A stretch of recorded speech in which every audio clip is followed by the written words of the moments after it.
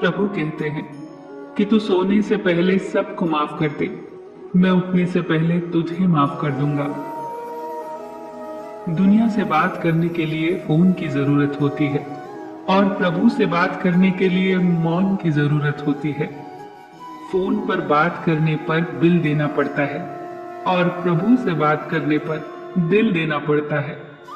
मोहमाया में फंसने वाला बिखर जाता है और ईश्वर से जुड़ने वाला निखर जाता है।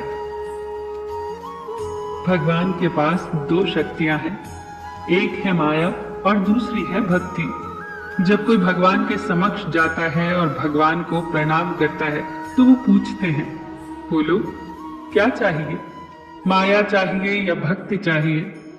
भक्त पूछता है, भगवान दोनों में क्या अंतर है? भगवान बोले, देखो दोनों में एक ही अंतर है। अगर तुम्हें नाचना हो तो माया ले जाओ और अगर मुझे नचाना हो तो भक्ति ले जाओ, क्योंकि जीव जिसके वश में रहे उसका नाम माया और भगवान जिसके वश में रहे उसका नाम भक्ति। भगवान के राज्य में समस्त संसार नाचता है, जबकि भक्ति के राज्य में भगवान स्वयं नाचते हैं।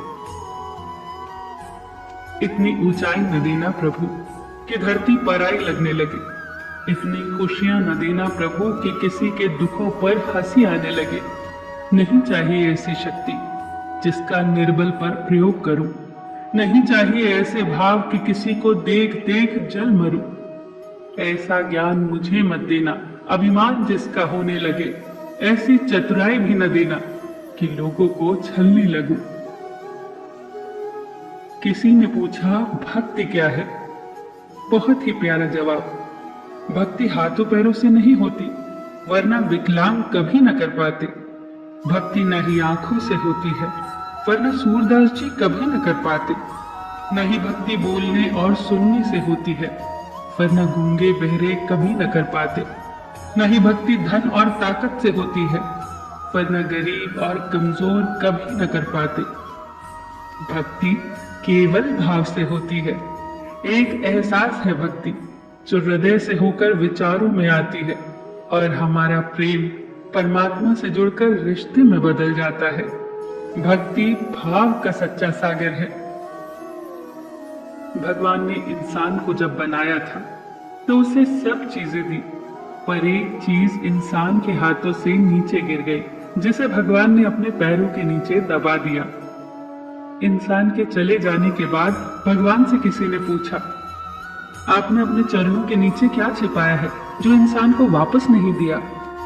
तब भगवान बोले, मैंने अपने चरणों के नीचे शांति छिपाई है। इंसान सदैव इसके लिए तरसता रहेगा, वो हर जगह इसे ढूंढेगा पर नाकाम रहेगा और आखिर में उसे ये मेरे चरणों में आकर ही मिलेगी। मनुष्य का यह स्वभाव है कि वो सुख में ईश्वर को याद नहीं करता, पर दुख में उसे सबसे पहले ईश्वर का ही स्मरण होता है। किसी ने पूछा, भगवान कब याद आते हैं?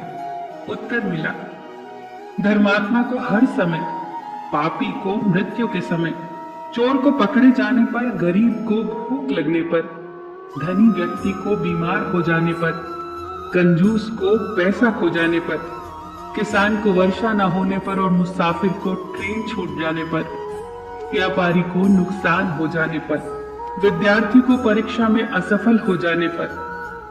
इंसान को विपरीत परिस्थितियों में ही भगवान याद आते हैं। दुख में सुमिरन सब करे, सुख में करे न कोई, जो सुख में सुमिरन करे दुख काहे को होए। सब दरवाजे बंद हो जाएं तो भी एक दरवाजा कभी बंद नहीं होता, और वो है ईश्वर का दरवाजा।